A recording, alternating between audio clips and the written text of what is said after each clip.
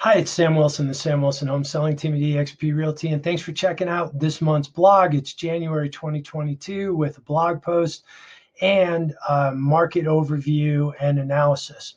So this month, I'm going to introduce you to a concept called Power Buyer, how to become a power buyer in the Denver metro area, and why this is important. So if you'd like to increase your chances of successfully buying a home by sixfold, then you're going to want to check out this video and blog post. This also applies to sellers, and there's two different concepts here. For sellers, how to buy before you sell. For buyers, how to turn yourself into a cash buyer. So whether you're a first-time buyer or a buyer as a result of trading up or downsizing, you're going to want to check out this post and video and some helpful information that can help you learn how to do this. So as always, I just use the facts. I'm just going to show you what's actually happening in the market. I'm going to reference some recent reports and give you a chance to just learn more. That's all I'm trying to do. Just help my customers learn more about how the market's changing, and as the market changes, how you can compete more effectively in it. So the first thing is this report I held up. This is from Zavvi, and it's the seller preferences report from the third quarter of 2021. The important thing about this report, and I'm happy to share it with you, just let me know if you want it.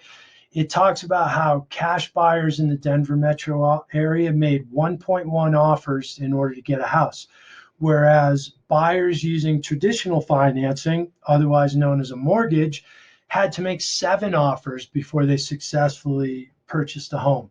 So that's where I come up with the number of increasing your odds by sixfold by becoming a cash buyer, and how you might be able to do that.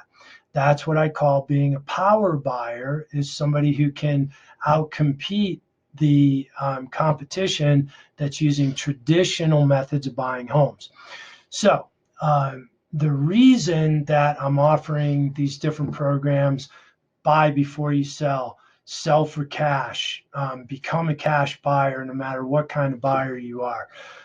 If you qualify, these are very powerful options that can help you be at the minimum amount of offers in order to win. So with that, here's why that's the content of this month's post. So the first thing I'm going to do is go to the Denver Metro Association of Realtors facts about the market in December.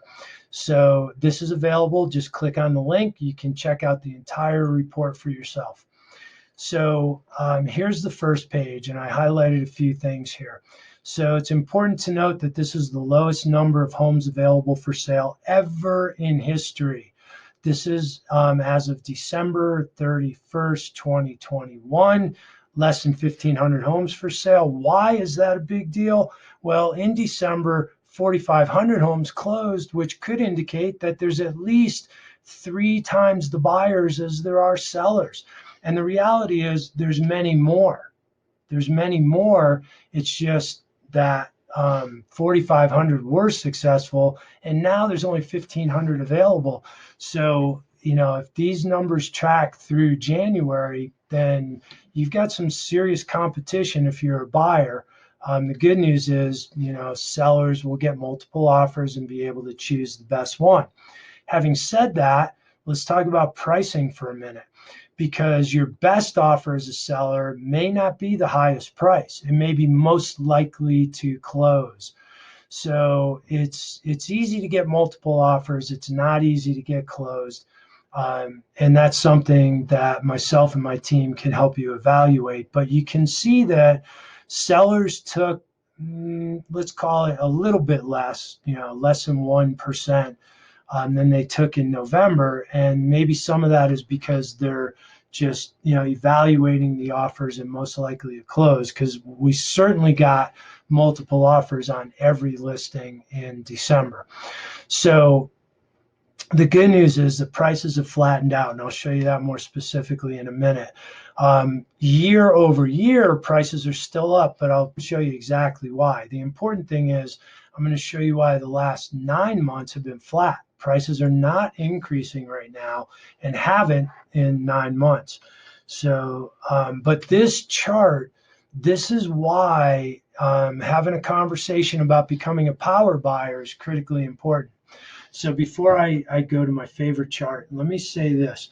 For buyers, you also need to be looking for homes that are not listed on the market.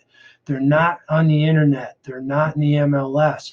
These homes are available to you if you know how to find them. In fact, I read a national report that there were 48% more home sales that were sold off market than the prior year in 2021.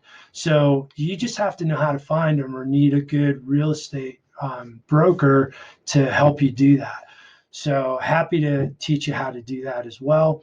The second piece here is for sellers.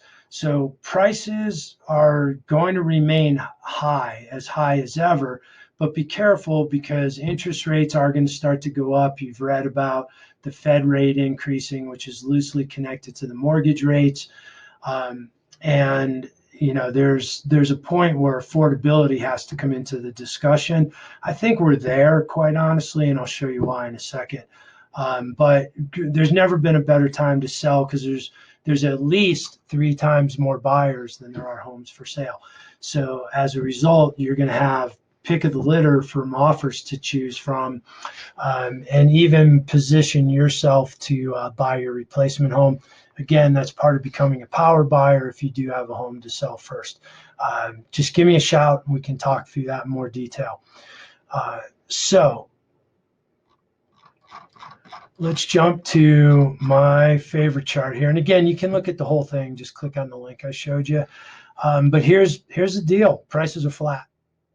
It doesn't get more simple than that. Prices are flat since April, by the way. So I made a video back here somewhere around April, May. It's in here somewhere. You can see it where I said the mad price increases can't continue. They can't, or prices would have doubled by now. A $550,000 house today would be over $1 million if that trend continued. It was literally impossible. So there you have it. It stayed flat the rest of the year, slight increases and decreases. But even since June, December closed at an average slightly lower price, but about the same as April. So we'll continue to see January, February, March will show year over year increases.